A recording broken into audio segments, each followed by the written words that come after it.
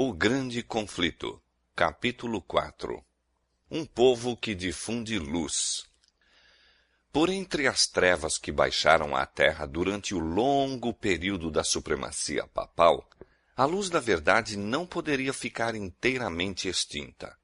Em cada época, houve testemunhas de Deus, homens que acalentavam fé em Cristo como o único mediador entre Deus e o homem, que mantinham a Escritura Sagrada como a única regra de vida e santificavam o verdadeiro sábado. Quanto o mundo deve a estes homens, a posteridade jamais saberá. Foram estigmatizados como hereges, impugnados os seus motivos, criticado o seu caráter e suprimidos, difamados ou mutilados os seus escritos. No entanto, permaneceram firmes e de século em século mantiveram a fé em sua pureza como sagrado legado às gerações vindouras. A história do povo de Deus durante os séculos de trevas que se seguiram à supremacia de Roma está escrita no céu, mas pouco espaço ocupa nos registros humanos. Poucos traços de sua existência se podem encontrar, a não ser nas acusações de seus perseguidores. Foi tática de Roma obliterar todo vestígio de dissidência de suas doutrinas ou decretos. Tudo que fosse herético, quer pessoas, quer escritos, procurava ela destruir. Expressões de dúvida ou questões quanto à autoridade dos dogmas papais eram suficientes para tirar a vida do rico ou pobre, elevado ou humilde. Roma se esforçava também por destruir todo registro de sua crueldade para com os que discordavam dela. Os concílios papais decretavam que livros ou escritos contendo relatos desta natureza deveriam ser lançados às chamas. Antes da invenção da imprensa, os livros eram pouco numerosos e de forma desfavorável à preservação. Portanto, pouco havia a impedir que os romanistas levassem a efeito o seu desígnio. Nenhuma igreja dentro dos limites da jurisdição romana ficou muito tempo sem ser perturbada no gozo da liberdade de consciência. Mal o papado obtivera poder, estendeu os braços para esmagar a todos os que recusassem a reconhecer-lhe o domínio, e uma após outra submeteram-se as igrejas ao seu governo. Na Grã-Bretanha, o primitivo cristianismo muito cedo deitou raízes. O evangelho, recebido pelos bretões nos primeiros séculos, não se achava então corrompido pela apostasia romana. A perseguição dos imperadores pagãos, que se estendeu mesmo até aquelas praias distantes, foi a única dádiva que a primeira igreja da Bretanha recebeu de Roma. Muitos dos cristãos, fugindo da perseguição na Inglaterra, encontraram refúgio na Escócia. Daí, a verdade foi levada à Irlanda, sendo em todos estes países recebida com alegria. Quando os saxões invadiram a Bretanha, o paganismo conseguiu predomínio. Os conquistadores desdenharam ser instruídos por seus escravos e os cristãos foram obrigados a retirar-se para as montanhas e agrestes pauís. Não obstante, a luz por algum tempo oculta continuou a arder. Na Escócia, um século mais tarde, brilhou ela com um fulgor que se estendeu a muito longínquas terras. Da Irlanda vieram o piedoso Columba e seus colaboradores, os quais, reunindo em torno de si os crentes dispersos da solitária ilha de Iona, fizeram desta o centro de seus trabalhos missionários. Entre estes evangelistas encontrava-se um observador do sábado bíblico, e assim esta verdade foi introduzida entre o povo. Estabeleceu-se uma escola em Iona, da qual saíram missionários não somente para a Escócia e Inglaterra, mas para a Alemanha, Suíça e mesmo para a Itália. Roma, porém, fixara os olhos na Bretanha e resolvera pô-la sob sua supremacia. No VI século, seus missionários empreenderam a conversão dos pagãos saxões. Foram recebidos com favor pelos orgulhosos bárbaros e induziram muitos milhares a professar a fé romana. O trabalho progredia e os dirigentes papais e seus conversos encontraram os cristãos primitivos. Eloquente contraste se apresentou. Os últimos eram simples, humildes de caráter, doutrina e maneiras segundo as Escrituras, ao passo que os primeiros manifestavam a superstição, a pompa, a arrogância do papado.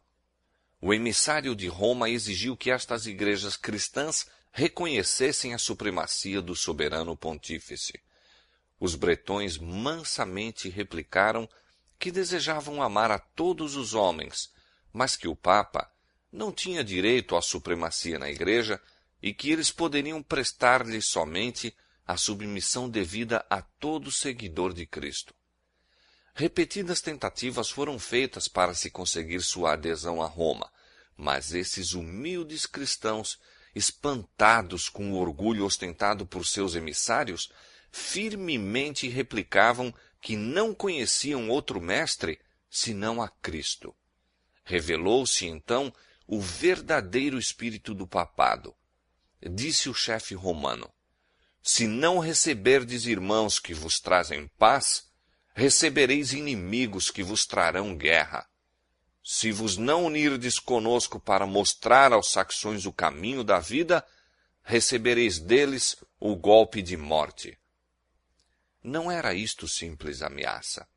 Guerra, intriga e engano foram empregados contra as testemunhas de uma fé bíblica, até que as igrejas da Bretanha foram destruídas ou obrigadas a submeter-se à autoridade do Papa. Em terras que ficavam além da jurisdição de Roma, existiram por muitos séculos corporações de cristãos que permaneceram quase inteiramente livres da corrupção papal. Estavam rodeados de pagãos e, no transcorrer dos séculos, foram afetados por seus erros, mas continuaram a considerar a Escritura Sagrada como a única regra de fé, aceitando muitas de suas verdades. Estes cristãos acreditavam na perpetuidade da lei de Deus e observavam o sábado do quarto mandamento. Igrejas que se mantinham nesta fé e prática existiram na África Central e entre os armênios, na Ásia. Mas dentre os que resistiram ao cerco cada vez mais apertado do poder papal, os valdenses ocuparam posição preeminente. A falsidade e corrupção papal encontraram a mais decidida resistência na própria terra em que o Papa fixara a sede. Durante séculos, as igrejas do Piemonte mantiveram-se independentes, mas afinal chegou o tempo em que Roma insistiu em submetê-las. Depois de lutas inúteis contra a tirania, os dirigentes destas igrejas reconheceram relutantemente a supremacia do poder a que o mundo todo parecia render homenagem. Alguns houve, entretanto, que se recusaram a ceder à autoridade do Papa ou do prelado. Estavam decididos a manter sua fidelidade a Deus e preservar a pureza e simplicidade de fé. Houve separação. Os que se apegaram à antiga fé retiraram-se. Alguns, abandonando os Alpes nativos, alçaram a bandeira da verdade em terras estrangeiras. Outros se retraíram para os vales afastados e fortalezas das montanhas e ali preservaram a liberdade de culto a Deus. A fé que durante muitos séculos fora mantida e ensinada pelos cristãos valdenses estava em assinalado contraste com as falsas doutrinas que Roma apresentava. Sua crença religiosa baseava-se na palavra escrita de Deus, o verdadeiro documento religioso do cristianismo. Mas aqueles humildes camponeses, em seu obscuro retiro, excluídos do mundo e presos à labuta diária entre seus rebanhos e vinhedos, não haviam por si só chegado à verdade em oposição aos dogmas e heresias da igreja apóstata. A fé que professavam não era nova. Sua crença religiosa era a herança de seus pais. Lutavam pela fé da igreja apostólica, a fé que uma vez foi dada aos santos. A igreja no deserto e não a orgulhosa hierarquia entronizada na grande capital do mundo, era a verdadeira Igreja de Cristo, a depositária dos tesouros da verdade que Deus confiara a seu povo para ser dada ao mundo. Entre as principais causas que levaram a Igreja verdadeira a separar-se da de Roma, estava o ódio desta ao sábado bíblico. Conforme fora predito pela profecia, o poder papal lançou a verdade por terra. A lei de Deus foi conculcada no pó, enquanto se exaltavam as tradições e costumes dos homens. As igrejas que estavam sob o governo do papado foram logo compelidas a honrar o domingo como dia santo. No meio do erro e superstição que prevaleciam, muitos, mesmo dentre o verdadeiro povo de Deus, ficaram tão desorientados que, ao mesmo tempo em que observavam o sábado, abstinham-se do trabalho também no domingo. Isto, porém, não satisfazia aos chefes papais. Exigiam não somente que fosse santificado o domingo, mas que o sábado fosse profanado. E com a mais violenta linguagem denunciavam os que ousavam honrá-lo. Era unicamente fugindo ao poder de Roma que alguém poderia, em paz, obedecer à lei de Deus. Os valdenses foram os primeiros dentre os povos da Europa a obter a tradução das Sagradas Escrituras. Centenas de anos antes da Reforma, possuíam a Bíblia em manuscrito na língua materna. Tinham a verdade incontaminada, e isto os tornava objeto especial do ódio e perseguição. Declaravam ser a Igreja de Roma a Babilônia apóstata do Apocalipse, e com perigo de vida erguiam-se para resistir às suas corrupções. Opressos pela prolongada perseguição, alguns comprometeram sua fé, cedendo pouco a pouco em seus princípios distintivos, enquanto outros sustentavam firme a verdade. Durante séculos de trevas e apostasia, houve alguns dentre os valdenses que negavam a supremacia de Roma, rejeitavam o culto às imagens como idolatria e guardavam o verdadeiro sábado. Sob as mais atrozes tempestades da oposição conservaram a fé.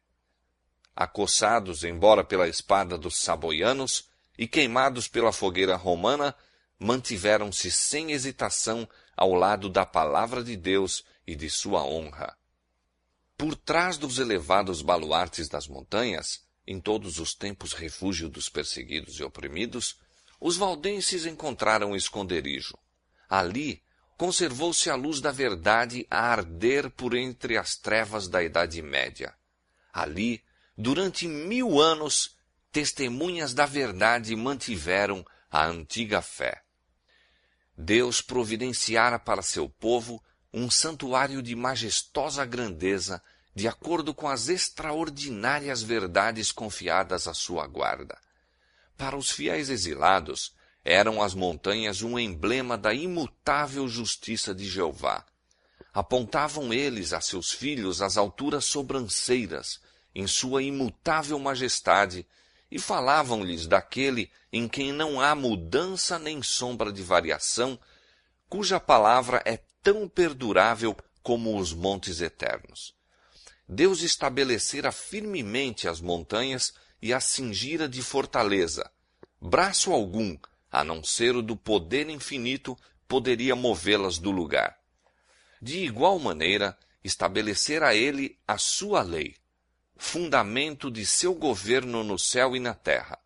O braço do homem poderia atingir a seus semelhantes e destruir-lhes a vida, mas esse braço seria tão impotente para desarraigar as montanhas de seu fundamento e precipitá-las no mar, como para mudar um preceito da lei de Jeová ou anular qualquer de suas promessas aos que lhe fazem a vontade. Na fidelidade para com a sua lei, os servos de Deus deveriam ser tão firmes como os outeiros imutáveis. As montanhas que cingiam os fundos vales eram testemunhas constantes do poder criador de Deus e afirmação sempre infalível de seu cuidado protetor. Esses peregrinos, aprenderam a amar os símbolos preciosos da presença de Jeová. Não condescendiam com murmurações por causa das agruras da sorte. Nunca se sentiam abandonados na solidão das montanhas. Agradeciam a Deus por haver-lhes provido refúgio da ira e crueldade dos homens. Regozijavam-se diante dele na liberdade de prestar culto.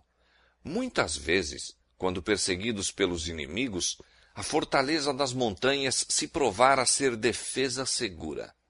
De muitos rochedos elevados entoavam eles louvores a Deus, e os exércitos de Roma não podiam fazer silenciar seus cânticos de ações de graças. Pura, singela e fervorosa era a piedade desses seguidores de Cristo. Os princípios da verdade avaliavam-nos eles acima das casas e terras, amigos, parentes e mesmo da própria vida.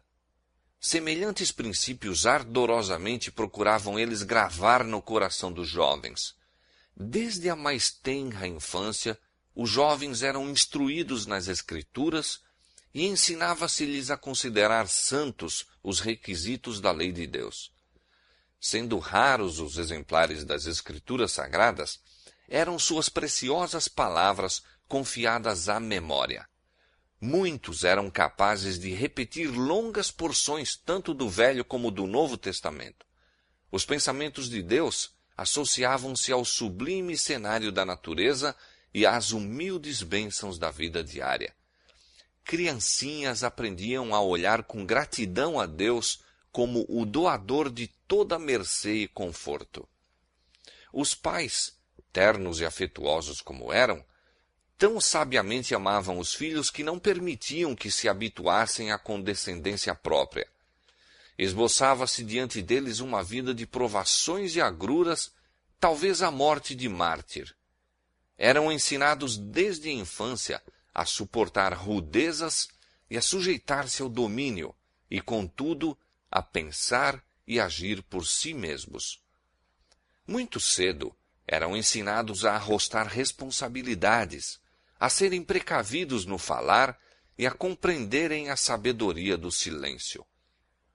Uma palavra indiscreta que deixassem cair no ouvido dos inimigos poderia pôr em perigo não somente a vida do que falava, mas a de centenas de seus irmãos, pois, semelhantes a lobos à caça da presa, os inimigos da verdade perseguiam os que ousavam reclamar liberdade para a fé religiosa.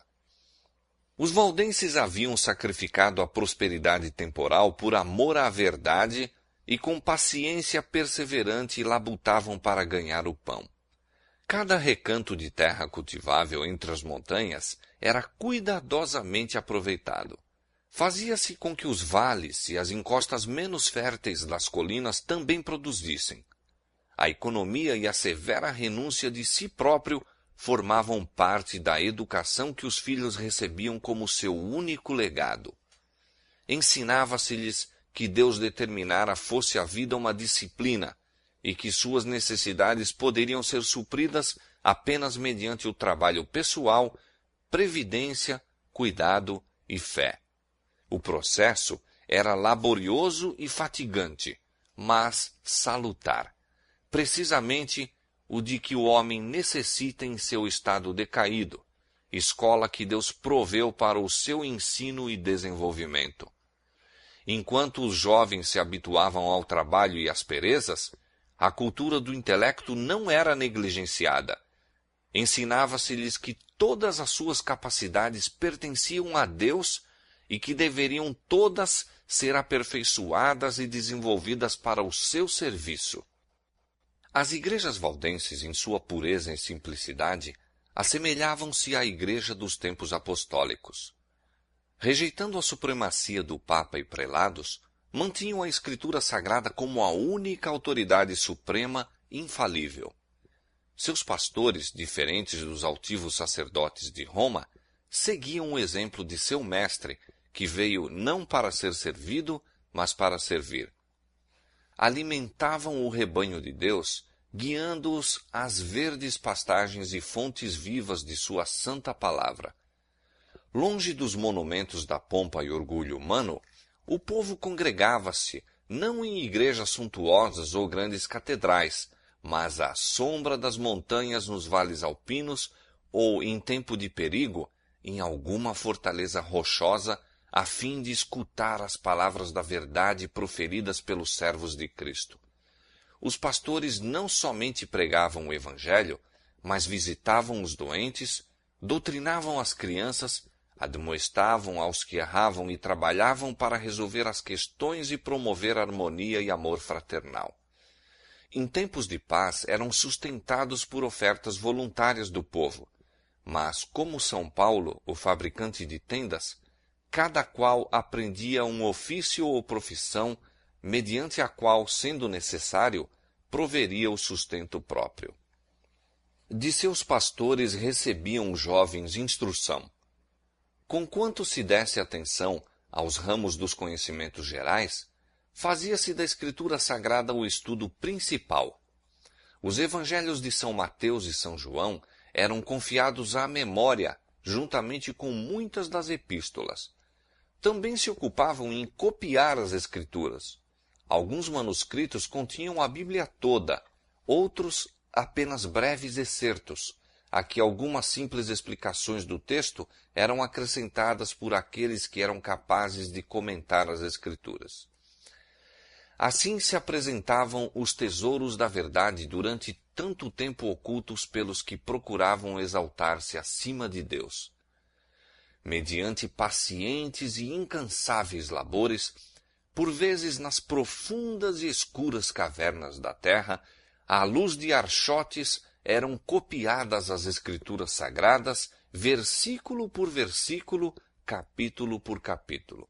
Assim, a obra prosseguia, resplandecendo qual ouro puro a vontade revelada de Deus.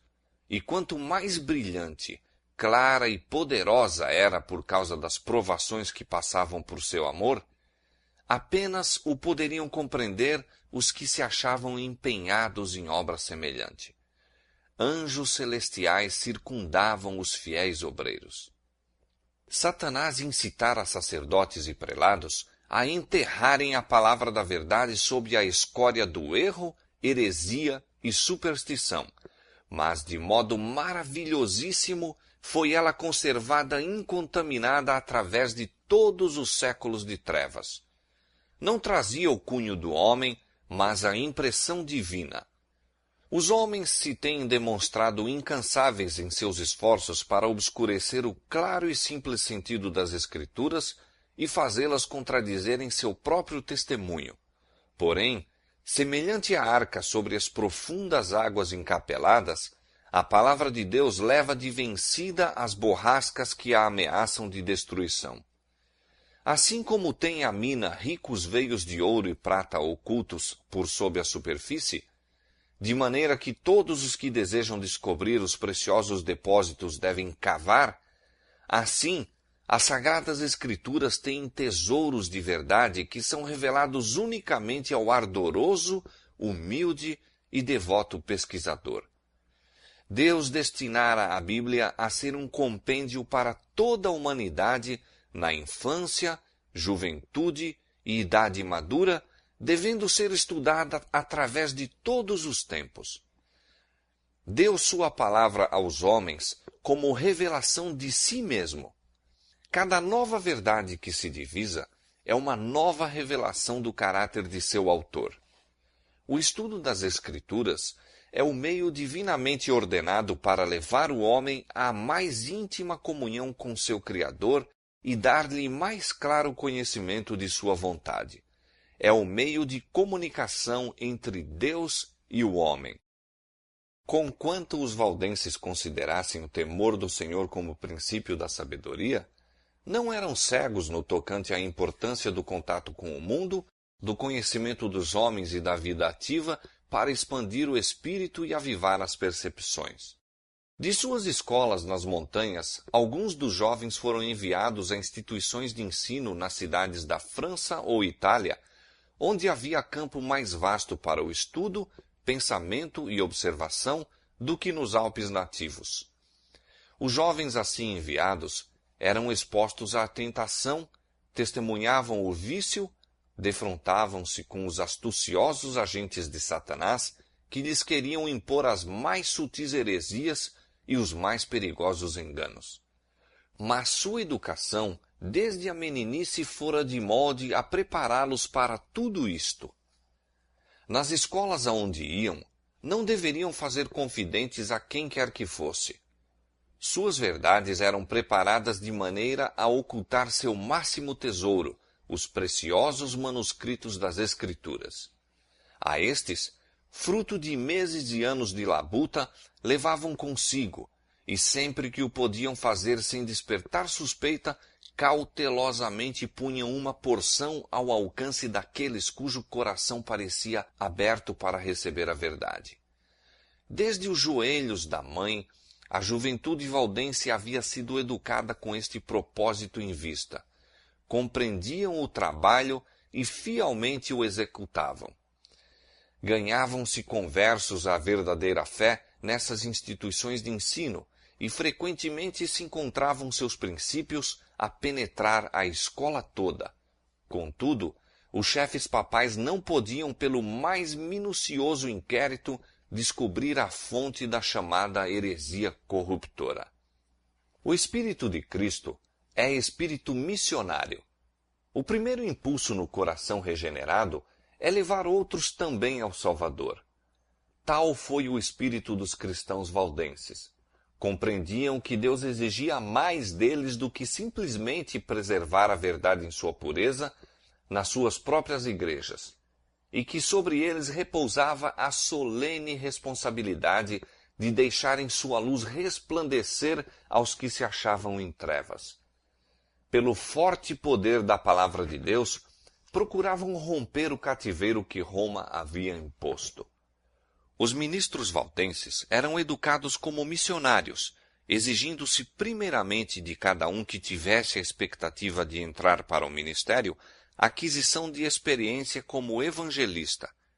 Cada um deveria servir 3 anos em algum campo missionário antes de assumir o encargo de uma igreja em seu país.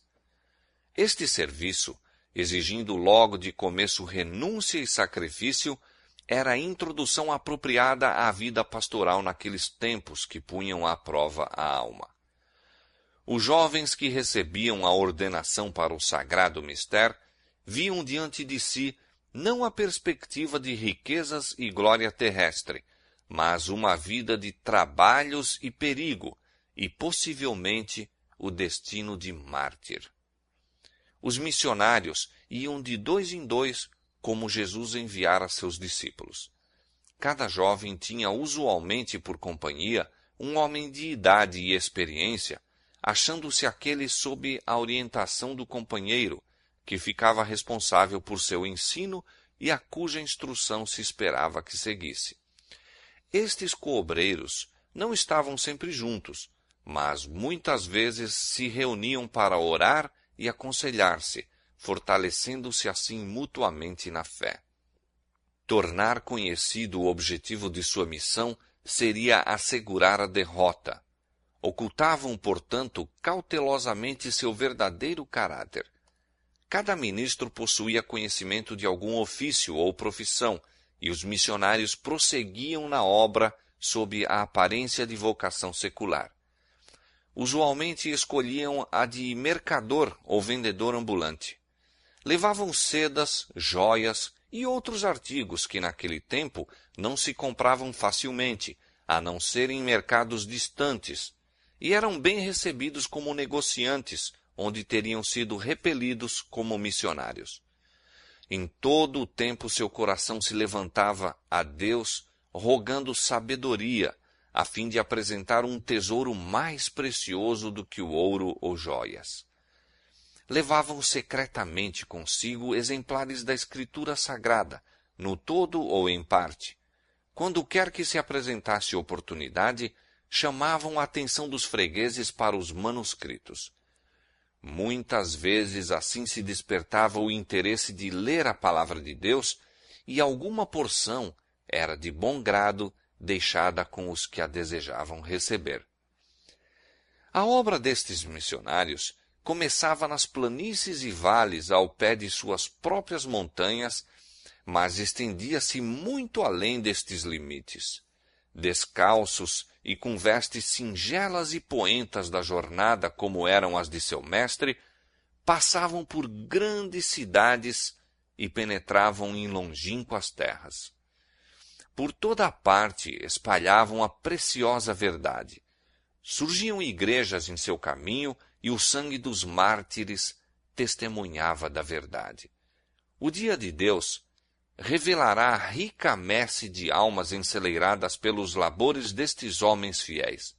Velada e silenciosa, a palavra de Deus rompia caminho através da cristandade e tinha alegre acolhida nos lares e corações.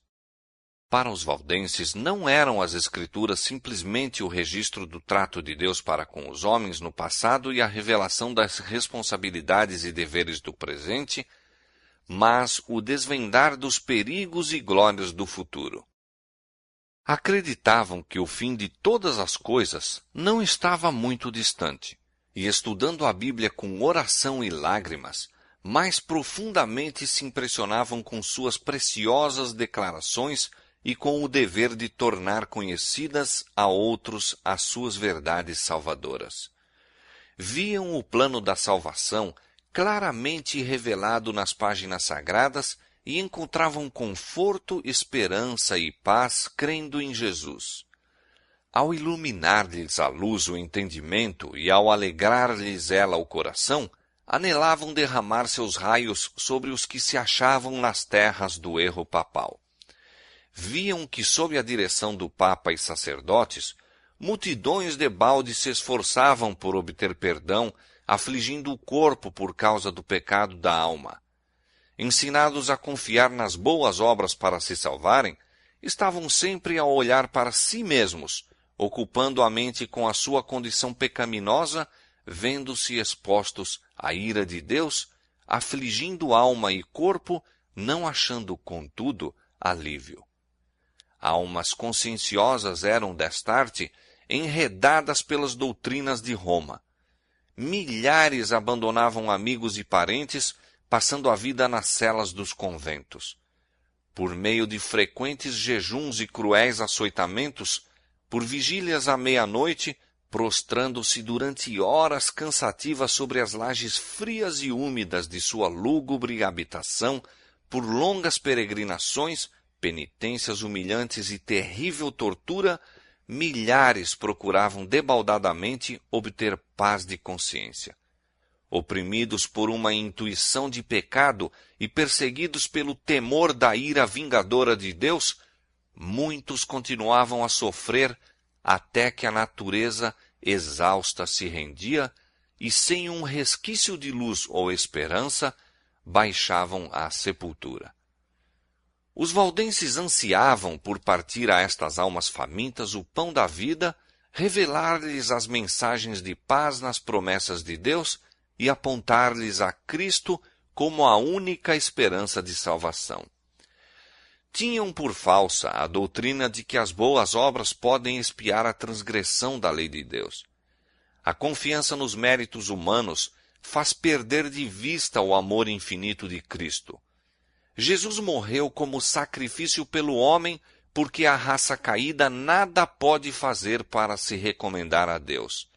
Os méritos de um Salvador crucificado e ressurgido são o fundamento da fé cristã. A dependência da alma para com Cristo é tão real e sua união com Ele deve ser tão íntima como a do membro para com o corpo ou da vara para com a videira. Os ensinos dos papas e sacerdotes haviam levado os homens a considerar o caráter de Deus e mesmo o de Cristo como severo, sombrio e repelente. Representava-se o Salvador tão destituído de simpatia para com o homem em seu estado decaído, que devia ser invocada a mediação de sacerdotes e santos. Aqueles cuja mente fora iluminada pela palavra de Deus, anelavam guiar estas almas a Jesus como seu compassivo e amante Salvador, que permanece de braços estendidos a convidar todos a irem a Ele com seu fardo de pecados, seus cuidados e fadigas. Almejavam remover os obstáculos que Satanás havia acumulado para que os homens não pudessem ver as promessas e ir diretamente a Deus, confessando os pecados e obtendo perdão e paz. Ardorosamente desvendava o missionário valdense as preciosas verdades do Evangelho ao espírito inquiridor. Citava com precaução as porções cuidadosamente copiadas da Sagrada Escritura. Era sua máxima alegria infundir esperança à alma conscienciosa, ferida pelo pecado, e que tão somente podia ver um Deus de vingança, esperando para executar justiça. Com lábios trêmulos e olhos lacrimosos, muitas vezes, com joelhos curvados, expunha a seus irmãos as preciosas promessas que revelam a única esperança do pecador. Assim, a luz da verdade penetrava muitas almas obscurecidas, fazendo recuar a nuvem lúgubre até que o sol da justiça resplandecesse no coração, trazendo saúde em seus raios. Dava-se a miúde o caso de alguma porção das Escrituras ser lida várias vezes, desejando o ouvinte que fosse repetida como se quisesse assegurar-se de que tinha ouvido bem. Em especial, se desejava de maneira ávida a repetição destas palavras: o sangue de Jesus Cristo, seu Filho, nos purifica de todo o pecado. 1 São João, capítulo 1, verso 7. Como Moisés levantou a serpente no deserto, assim importa que o Filho do Homem seja levantado, para que todo aquele que nele crê não pereça, mas tenha a vida eterna. São João, capítulo 3, versos 14 e 15. Muitos não se iludiam em relação às pretensões de Roma. Viam quão vã é a mediação de homens ou anjos em favor do pecador. Raiando-lhes na mente a verdadeira luz, exclamavam com regozijo: Cristo é meu sacerdote, seu sangue é meu sacrifício, seu altar é meu confessionário. Confiavam-se inteiramente aos méritos de Jesus, repetindo as palavras: sem fé é impossível agradar-lhe. Hebreus capítulo 11, verso 6. Nenhum outro nome há, dado entre os homens, pelo qual devamos ser salvos. Atos capítulo 4, verso 12. A certeza do amor de um Salvador parecia, a algumas destas pobres almas agitadas pela tempestade, coisa por demais vasta para ser abrangida. Tão grande era o alívio que sentiam, tal a inundação de luz que lhes sobrevinha, que pareciam transportadas ao céu. Punham confiantemente suas mãos na de Cristo, firmavam os pés sobre a rocha dos séculos, bania-se todo o temor da morte. Podiam agora ambicionar a prisão e a fogueira, se desse modo honrassem o nome de seu Redentor. Em lugares ocultos era a palavra de Deus apresentada e lida algumas vezes a uma única alma, outras a um pequeno grupo que anelava a luz e a verdade. A miúde, a noite toda era passada desta maneira. Tão grande era o assombro e a admiração dos ouvintes, que o mensageiro da misericórdia frequentemente se via obrigado a cessar a leitura até que o entendimento pudesse aprender as boas novas da salvação. Era comum proferirem-se palavras como estas: aceitará Deus em verdade a minha oferta? Olhar-me-á benignamente? Perdoar-me-á ele? Lia-se a resposta: vinde a mim todos os que estáis cansados e oprimidos, e eu vos aliviarei. Mateus capítulo 11, verso 28. A fé se apegava à promessa, ouvia-se a alegre resposta: nada mais de longas peregrinações, nada de penosas jornadas aos relicários sagrados. Posso ir a Jesus tal como estou, pecador e ímpio, e ele não desprezará a oração de arrependimento. Perdoados te são os teus pecados. Os meus pecados, efetivamente os meus, podem ser perdoados. enchia o coração uma onda de sagrada alegria, e o nome de Jesus era engrandecido em louvores e ações de graças. Estas almas felizes voltavam para casa a fim de difundir a luz, repetir a outros tão bem quanto podiam a nova experiência de que acharam o caminho verdadeiro e vivo. Havia um estranho e solene poder nas palavras das Escrituras que falava diretamente ao coração dos que se achavam anelantes pela verdade. Era a voz de Deus e levava a convicção aos que ouviam. O mensageiro da verdade continuava o seu caminho, mas seu aspecto de humildade, sua sinceridade, ardor e profundo fervor eram assuntos de observação frequente. Em muitos casos, os ouvintes não lhe perguntavam de onde viera ou para onde ia. Ficavam tão dominados, a princípio pela surpresa e depois pela gratidão e alegria, que não pensavam em interrogá-lo.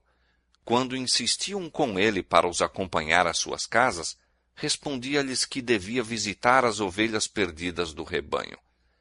Não seria ele um anjo do céu? Indagavam. Em muitos casos, não mais se via o mensageiro da verdade. Seguira para outros países, ou a vida se lhe consumia em algum calabouço desconhecido, ou talvez seus ossos estivessem alvejando no local em que testificara da verdade. Mas as palavras que deixara após si não poderiam ser destruídas. Estavam a fazer sua obra no coração dos homens. Os benditos resultados só no dia do juízo se revelarão plenamente. Os missionários valdenses estavam invadindo o reino de Satanás e os poderes das trevas despertavam para maior vigilância. Todo esforço para avanço da verdade era observado pelo príncipe do mal e ele excitava os temores de seus agentes. Os chefes papais viram grande perigo para sua causa no trabalho destes humildes itinerantes. Se fosse permitido à luz da verdade resplandecer sem impedimento, varreria as pesadas nuvens do erro que envolviam o povo. Haveria de dirigir o espírito dos homens a Deus unicamente, talvez destruindo, afinal, a supremacia de Roma. A própria existência deste povo, mantendo a fé da antiga igreja, era testemunho constante da apostasia de Roma e, portanto, excitava o ódio e perseguição mais atrozes. Sua recusa de renunciar às Escrituras era também ofensa que Roma não podia tolerar. Decidiu-se ela a exterminá-los da terra. Começaram então as mais terríveis cruzadas contra o povo de Deus em seus lares montesinos. Puseram-se inquisidores em suas pegadas, e a cena do inocente Abel tombando ante o assassino Caim repetia-se frequentemente. Reiteradas vezes foram devastadas as suas férteis terras, destruídas as habitações e capelas, de maneira que onde houvera campos florescentes e lares de um povo simples e laborioso, restava apenas um deserto. Assim como o animal de rapina se torna mais feroz provando sangue, a ira dos sectários do Papa acendia-se com maior intensidade com o sofrimento de suas vítimas. Muitas destas testemunhas da fé pura foram perseguidas através das montanhas e caçadas nos vales em que se achavam escondidas, encerradas por enormes florestas e píncaros rochosos. Nenhuma acusação se poderia fazer contra o caráter moral da classe proscrita. Mesmo seus inimigos declaravam serem eles um povo pacífico, sossegado e piedoso. Seu grande crime era não quererem adorar a Deus segundo a vontade do Papa. Por tal crime, toda humilhação, insulto e tortura que homens ou diabos podem inventar amontoaram-se sobre eles. Determinando-se Roma a exterminar a odiada seita, uma bula foi promulgada pelo Papa, condenando-os como hereges e entregando-os ao morticínio. Não eram acusados como ociosos, desonestos ou desordeiros, mas declarava-se que tinham uma aparência de piedade e santidade que seduzia as ovelhas do verdadeiro aprisco.